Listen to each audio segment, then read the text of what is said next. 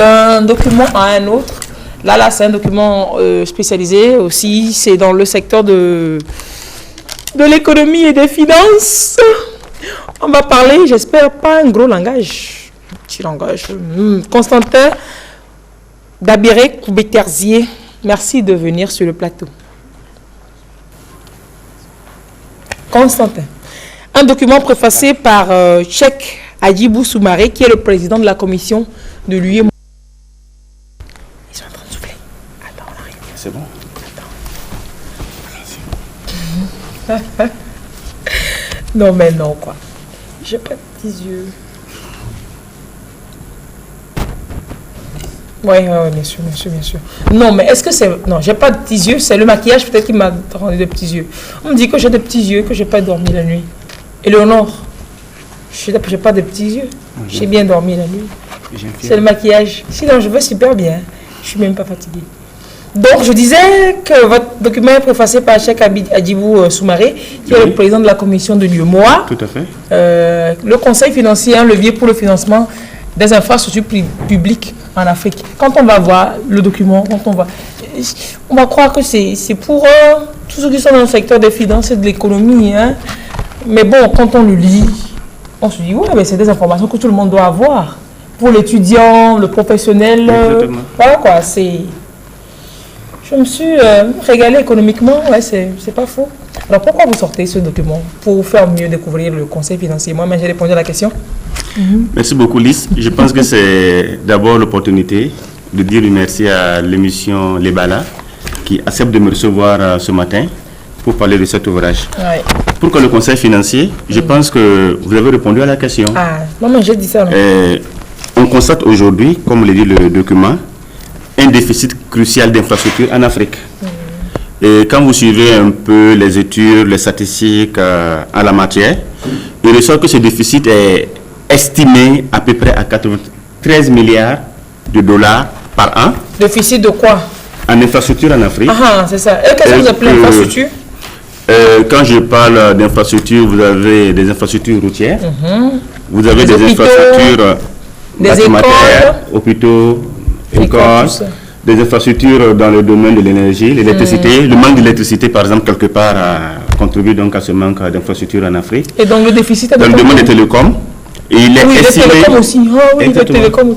Il est estimé à combien, vous dites? 93 milliards de dollars par an. Et pourquoi? Et il fait à peu près 15% du PIB africain. Pourquoi? Parce que on a estimé, en fait, si vous voulez, précisément, les besoins des pays africains. On a fait une agrégation des besoins. Agrégation, c'est-à-dire une sommation. Une sommation, c'est-à-dire une mise ensemble, c'est-à-dire qu'on a fait plus. Voilà, exactement. Ouf, on va s'en sortir. Ouais, en réalité, c'est la somme. La somme, c'est mieux que sommation. Merci beaucoup. Et agrégation, et voilà. La somme des besoins en infrastructure en Afrique est estimée à 93 milliards de dollars. Et maintenant, le conseil financier dans ça, là, c'est quoi son problème? Mais justement, on a estimé les besoins et il s'est avéré que annuellement, les besoins couverts sont de l'ordre de 43 milliards. Donc, ce qui veut dire qu'on a un gap. Un manque en besoin d'infrastructure. Donc, c'est ce qui fait qu'on n'a pas forcément toutes les routes qu'on veut, on n'a pas forcément tous les hôpitaux, etc. Oui? Exactement. Et plusieurs solutions ont été préconisées pour permettre donc de combler ce manque et permettre au continent africain de rattraper son retard, parce que l'Afrique est en retard sur ce plan. Et plusieurs solutions, mais nous avons constaté que ces solutions proposées étaient beaucoup plus à l'échelle internationale, régionale, et les projets qui ont été identifiés pour être financés sont des projets de type régional qui concernent en fait plusieurs pays, plusieurs régions. Mais quand on regarde au niveau des pays pris individuellement, on a encore des besoins assez importants et qui ne sont pas forcément intégrés dans ceux qui sont déjà pris en charge. Et nous nous sommes dit qu'il faille réfléchir, trouver des moyens pour pouvoir combler ces besoins. Et on constate également, depuis un certain temps, environ 5 ans, que les États africains, notamment quand je prends les pays de l'UEMOA, commencent à interpeller, à faire appel au système bancaire local, aux banques privées. Vous êtes d'accord avec moi que la banque privée n'a pas pour vocation en réalité de financer des infrastructures. Elle est là pour financer le commerce, le privé, mais bien sûr, exactement, mais pas ce type d'infrastructure. Et cependant, comme je l'ai dit, depuis un certain temps, les États africains commencent à faire appel à ces banques. Parce que voilà, c'est à bout de souffle, quoi. Exactement, et le besoin est là. Et ces banques aussi, je crois, ont commencé à s'organiser pour pouvoir faire face à ce problème, à ce défi-là. Et nous disons ceci, mais à partir du moment où ce secteur bancaire privé est intéressé, intervient, il faille le mettre au cœur des réunions, des rencontres liées à la problématique des infrastructures en Afrique. Il ne faut pas donc le marginaliser ce système-là, mais il faut le mettre au cœur et compter sur ce système. Voici l'une des raisons qui nous a amené à proposer donc des solutions. Et cela nous amène à un moment donné à faire un passage à la revue de la situation au niveau donc de l'Afrique, au niveau de l'UEMOA, et voir quel est le rôle que ce système bancaire local peut jouer dans le domaine des infrastructures. Et quand on parle de conseil, c'est en fait cette faculté, cette capacité pour quelqu'un qui est expert dans un domaine donné de pouvoir émettre un avis, une position technique, indépendante à un État, à une entreprise, en vue de trouver une solution à un problème qui est posé. Oui, allez-y. Là, je vous écoute. Allez-y, non, allez-y. Donc, à travers ce document, nous disons ceci. On peut utiliser le conseil pour faire face à la problématique des investissements en Afrique. Parce que jusque-là, les banques, que ce soit les banques de développement surtout, se contentaient simplement de financer parce que globalement, c'est eux, c'est la BIDC, la BOAD et autres qui font des prêts aux États pour réaliser. Mais le conseil financier, comment est-ce qu'on le comprend? Est-ce que ce sera un organe ou alors ce sera une personne dans une banque, une personne de ressources, un expert? Comment est-ce qu'on le... Qu'est-ce que c'est? Ce que je vous disais, le conseil financier, il peut être un cabinet, une banque qui décide, et c'est vrai, depuis un certain temps ça s'est fait, de développer cette activité en son sein.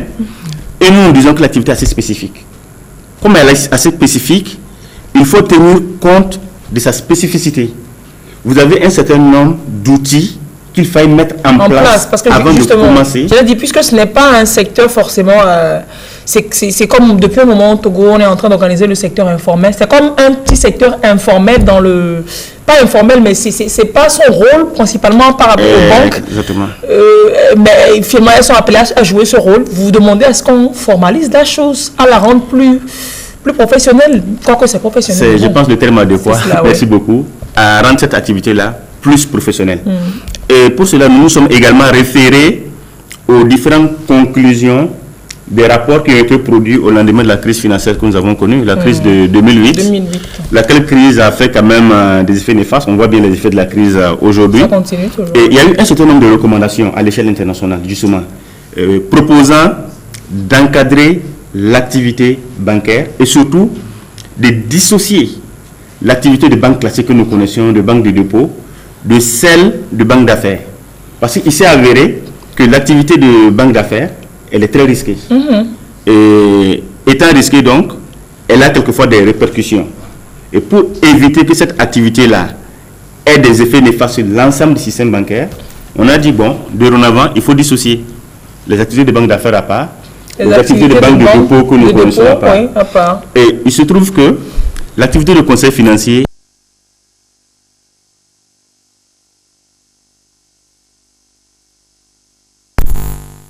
à ce niveau demanda donc d'organiser cette activité, de prévoir un certain nombre d'outils permettant de pouvoir conduire cette activité et surtout d'éviter de faire trop de complaisance dans cette activité. C'est cela. Parce que celui qui fait du conseil, en général, il peut mettre en cause sa renommée. Ça, c'est important. Sûr.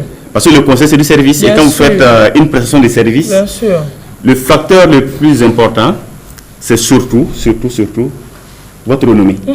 Il faut donc sauvegarder cette renommée. L'image, que ce soit un cabinet ou bien pour une banque. Exactement. Il faut complètement sauvegarder la chose. Donc ce document s'adresse beaucoup plus aux décideurs. Il s'adresse à tout le monde. À vous, homme de médias. Moi, je vais lire, mais bon, je finance banque. Mais vous l'avez déjà lu, la preuve, vous me posez des questions. Oui, non, je dis pas, j'ai lu, mais oui, à part moi qui aussi. Il s'adresse aux hommes de médias, aux hommes politiques bien sûr. Il s'adresse aux chefs d'entreprise, aux institutions financières, aux étudiants, aux professeurs d'université. Et il s'adresse de façon générale à un public plus large, intéressé par la problématique des infrastructures. Et je pense que nous sommes tous intéressés en tant qu'Africains par cette problématique des infrastructures-là, qui quand même permet, ça c'est vrai, puisque quand on finance les infrastructures, permet de réduire la pauvreté, de créer des emplois, de réaliser des investissements durables pour nos pays africains. Donc nous sommes tous concernés par cet ouvrage. Et ce qui est intéressant, vers la fin, nous faisons une proposition assez intéressante et assez originale. Et laquelle? Consistant à mettre en place une entité à l'échelle, par exemple, de la zone UEMOA, qui pourrait accompagner tous les porteurs de projets, que ce soit les porteurs publics, privés. Quand je dis porteurs, ceux qui ont des projets. Bien sûr, les porteurs au moins ça. Oui. Porteurs publics, porteurs privés, les accompagner dans la mise en œuvre de leurs projets, tout en trouvant des solutions assez originales. Quand je dis solutions originales, parce que le problème qui se pose à ce niveau, c'est le financement. Où trouver la ressource et comment financer.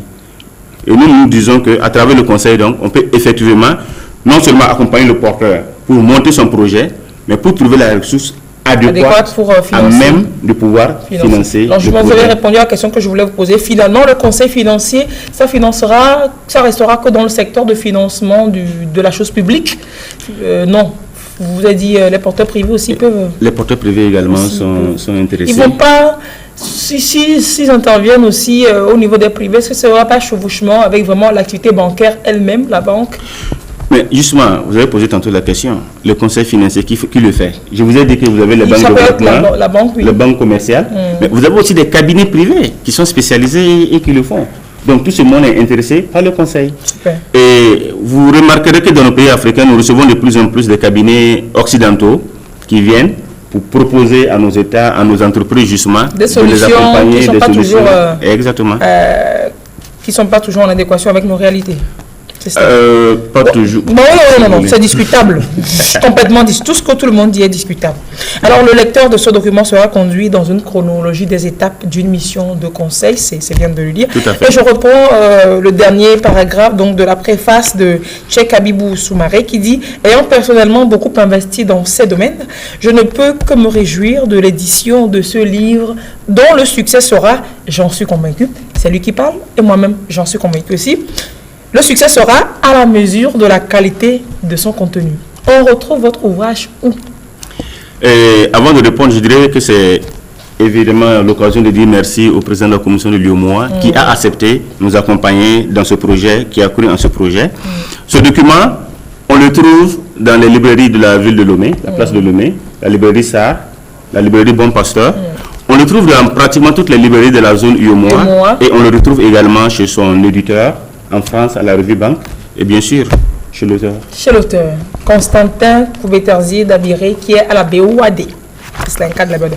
Le conseil financier, un levier pour le financement des infrastructures publiques en Afrique. Merci pour votre contribution au développement de ce continent cher à nous tous. Merci beaucoup. Et on attend le prochain ouvrage. Encore, vous travaillez déjà dessus? Pour le moment, je m'investis dans la promotion des deux ouvrages. Et non seulement vous ne vous investissez pas seulement à la promotion du livre, mais quand même de la prise en compte des propositions qui sont faites en fait. Tout à fait. C'est ce qui fera aussi le succès de cet ouvrage. Parce que c'est des pistes de solutions assez particulières et innovantes vous nous proposez. Grand succès à ce livre. Merci beaucoup. Constantin, très belle journée. Bon dimanche. Et à plus tard. Très bon dimanche à vous aussi.